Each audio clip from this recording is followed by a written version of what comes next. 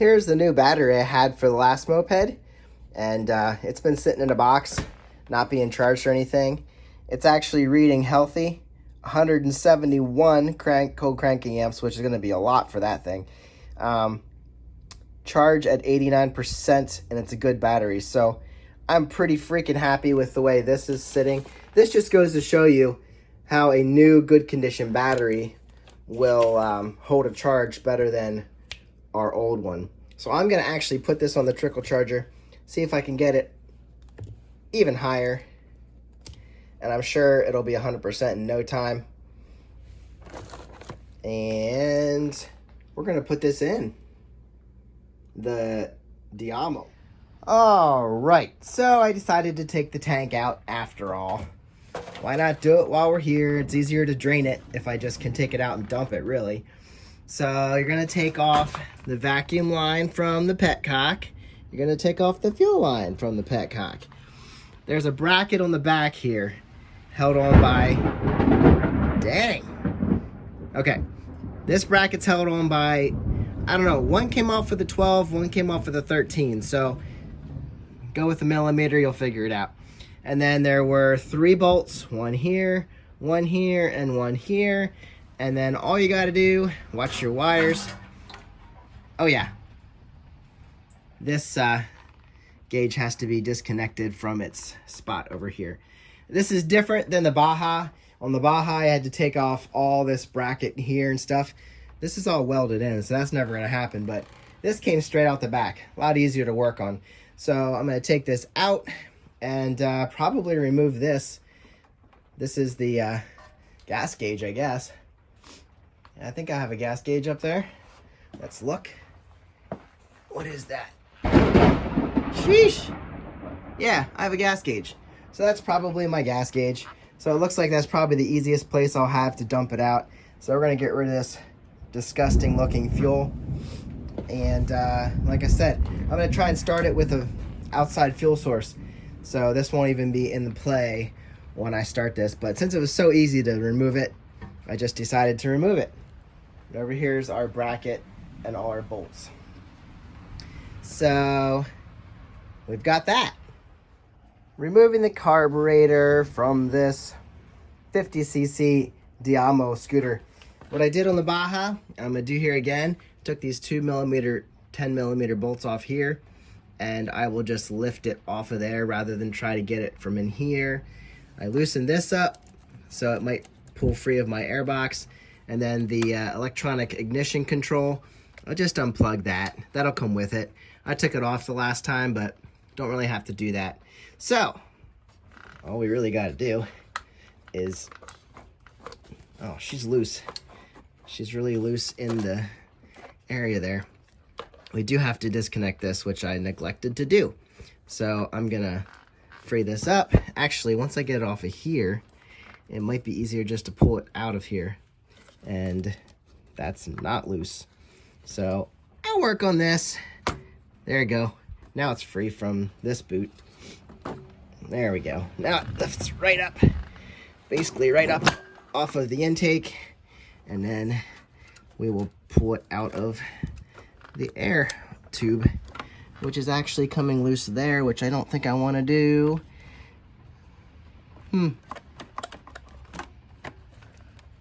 It's already coming loose. Is that supposed to come loose from that? I'm not sure. I'm gonna use 2 hands and get this sucker free from this boot right here. And loosen up this nut here so I can get this throttle cable off. All right, guys, I'm going to say that this looks absolutely beautiful. I wonder if the whole reason this thing was not getting gas is because something with fuel delivery, because there's no fuel in the line, no fuel in the fuel filter, and no fuel in the float bowl.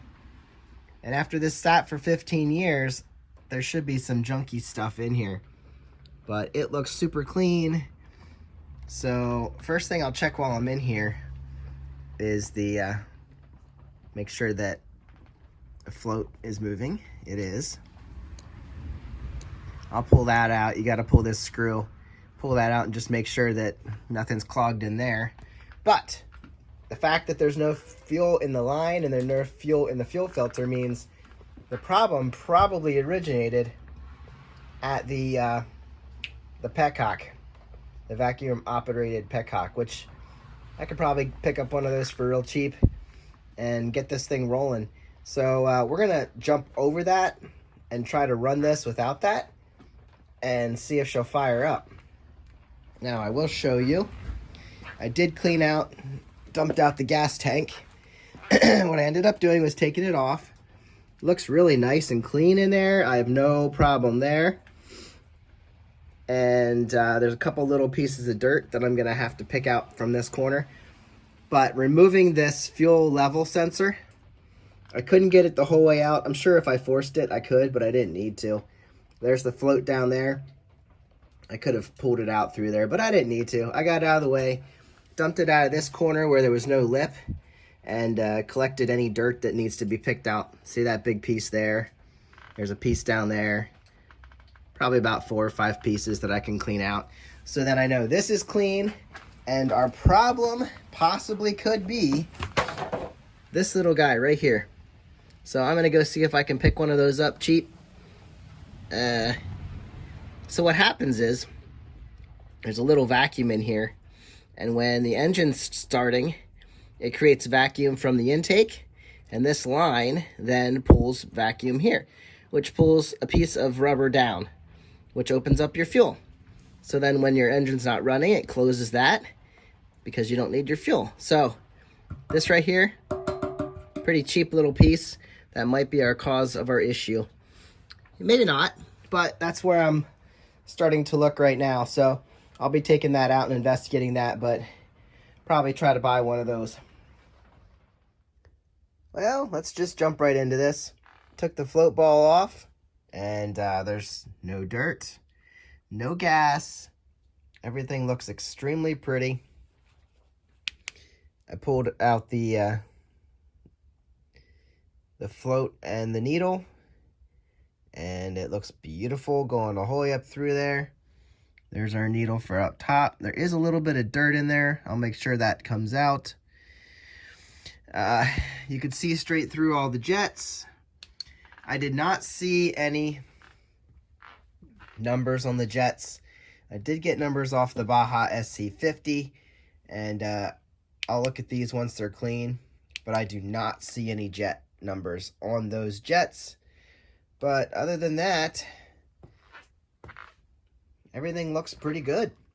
So I am thinking that that fuel petcock is or was stuck closed, and I'm going to get a replacement for that. But like I said, I'm going to clean these up a little bit and then rush back and hook it all up without the tank, and we'll see how we do. But yeah, there's a couple little pieces of dirt. I'll get that and reassemble this, and we can put it back in. All right, jets are back in. Be real careful. They're brass, and this is aluminum, so when you put them back in, just get them tight. Don't torque them down too hard, just get them tight. Make sure they're not going to move around. And now I'm going to throw on the float bowl. Everything's clean, everything's beautiful. Was able to get wire through all the little holes, and she's ready to go back on. So let's do this. Oh, and the holder here for the main jet, it's a 7mm. So 7mm on a flathead screwdriver. Good to go. I'm sticking this carburetor back in, and I saw this happening when I was pulling it out. This intake air tube was actually breaking, and this thing is hard as a rock. So you can actually hear that thing is not even rubber. Maybe it's made to be hard plastic, but it doesn't give at all. So breaking the end off here that goes in the air box. So I'm gonna actually order a new one. They're cheap, they're 10 bucks. So I'm gonna go ahead and get one, and I'll be able to put this on, I think, without having it all connected, but go ahead, spend the $10. And I need to get one of these suckers. Need to get one of these, because I think that's our whole problem, that we're not getting fuel delivery. And that's not going to be a problem for getting this to run. If I stick this on, I should be able to get it to run rather than just having an open carburetor. So we're going to get this to run, but I'm going to order one of these before I put everything back together. So just let you know, if you have rock solid carb boot, you probably want to go ahead and buy a new one. Hopefully the new one comes in soft. I don't know. It has no give, so I wonder if it even is supposed to be soft. But obviously this is broken. I was going to epoxy it back into the airbox, but I don't know, that has a little bit of give on the inside. Anyway, I'll get a new one, and we'll see what it comes in like. All right, guys, so basically carb is back in, and I say basically because of this tube. I ordered a new one, but it won't be here until it gets here. So it's so, like I said, it's hard as a rock. I can't even, like, with it in place here, I put these nuts in. There's no way I can even bend it to get it into the right spot on the airbox. So it's just gonna have to sit like that. I did tighten down the throttle, and that's working as it should. Even though I don't like how this is just floating there. It doesn't even really need to be there. So anyway, there it is. Next, I did hook up everything I need to. The air line here for the fuel petcock is back on the air intake. The fuel line is back on the carburetor right here. Even though, actually, that's the air breather tube. That's just the air breather.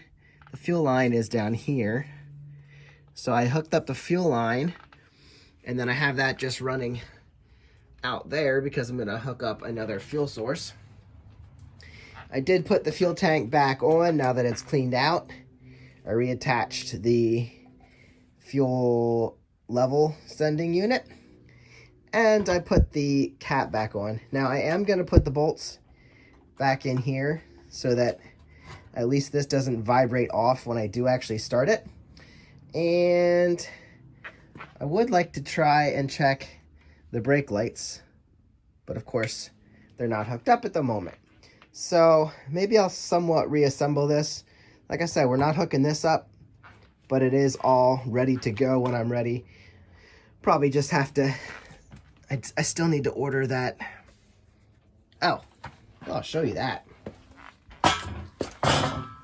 Because I hooked up this line to the other end, I hooked it up to this end too. This is the air line that opens up this. So if stuff starts coming out here, I might not have an issue with this setup, but I'll order a new one just to see, because there's nothing in the tank for it to come out. But I'd be interested to know if I felt a vacuum pull there.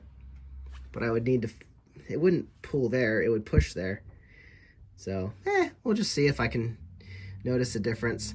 I don't really need to close up the airbox because that's not even hooked up. So everything is basically, what is this? This looks like something. Oh, this is hooked up. Okay, that's hooked up to the airbox too. So everything's really ready to go. I brought the new battery out, and because this video is getting long, like and subscribe, and I'll hook the battery up, and on the next video we're gonna test the lights and see if this thing cranks over, and we'll put gas on it and see if she starts. And then it's just reassemble and getting that valve fixed if that's the issue. The only other thing we might need to do yet, other than replacing that hose, is a valve adjustment. Don't know if we need it or not. We'll do it if we do. So I'll catch you on the next one. Like I said, you know what to do. Like and subscribe. You want to see this thing running? Diamo.